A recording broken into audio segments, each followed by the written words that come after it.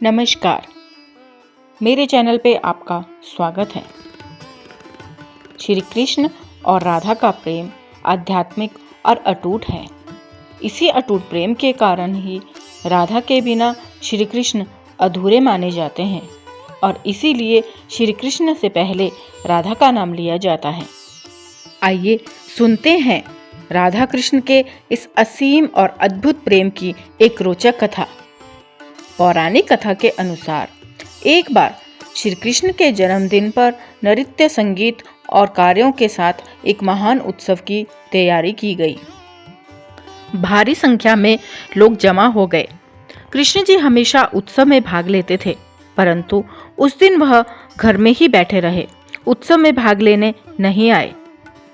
रुक्मिणी जी ने आकर पूछा, हे प्रभु, आपको क्या हुआ है? सभी लोग आ गए हैं, आप उत्सव में भाग क्यों नहीं ले रहे हैं?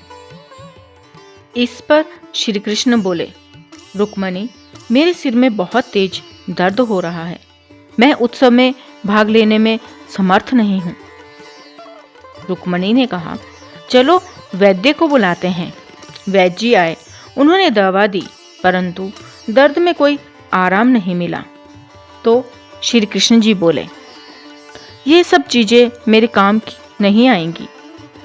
जो मुझसे प्रेम करता हो, यदि उसके चरणों की धूली मेरे माथे पर लगाई जाए तो ही सरदर्द ठीक हो सकता है। कृष्ण को कुछ हुआ है, यह सुनकर सत्यभामा और नारद जी भी आए। क्या हुआ, क्या हुआ? सब लोग बेचैन थे। कृष्ण के सर में दर्द है, हमें क्या करना चाहिए? कृष्ण ने कहा, जो मुझसे प्रेम करता है वह अपने पैरों की थोड़ी सी धूली हटाकर मेरे सिर में लगा दे तो यह दर्द ठीक हो जाएगा। सत्यभामा ने कहा, मैं आपसे बहुत प्रेम करती हूँ, परंतु यह पाप है। अपने चरणों की धूल आपके सिर पर लगाकर मैं नरक में जाऊंगी। मैं यह पाप कैसे कर सकती हूँ? रुक्मिणी जी ने भी रोते हुए कहा, प्रभु, यह अधर्म है, हम यह कैसे कर सकते हैं? नारद जी पीछे हट गए।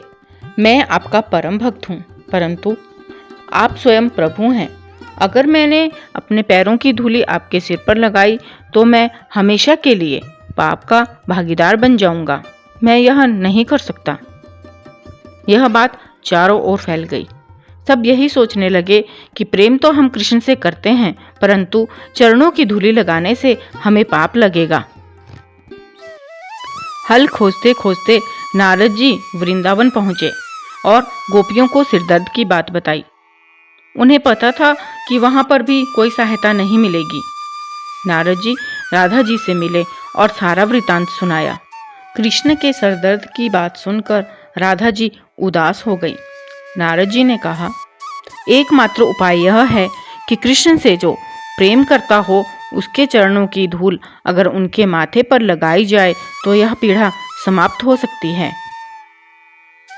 श्री राधा जी के चेहरे पर राहत की लहर दौड़ गई और उनके होंठों पर एक तेज मुस्कान छा गई। बस इतना ही?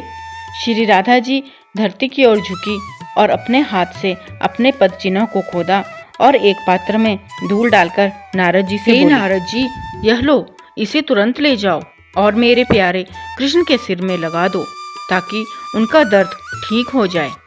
नारद जी आश्चर्य से राधा की ओर देखने लगे। राधा बोली, हे ऋषिवर, मैं जानती हूँ कि भगवान के माथे पर अपने चरणों की धूली लगाने से मुझे रौरव नरक में भी जगह नहीं मिलेगी, परंतु अपने प्रियतम कृष्ण के लिए मैं अनंत काल तक नरक भोगने के लिए तैयार हूँ।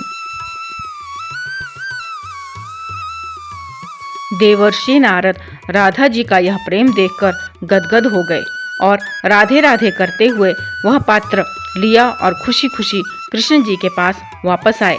श्री राधा के चरणों की धूली माथे पर लगाते ही श्री कृष्ण जी का दर्द ठीक हो गया।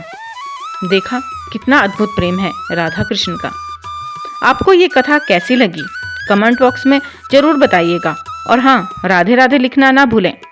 ऐसे ही रोचक और अद्भुत कथाओं के लिए लाइक करें, शेयर करें और सब्सक्राइब करें मेरा चैनल। थैंक यू, धन्यवाद, राधे राधे।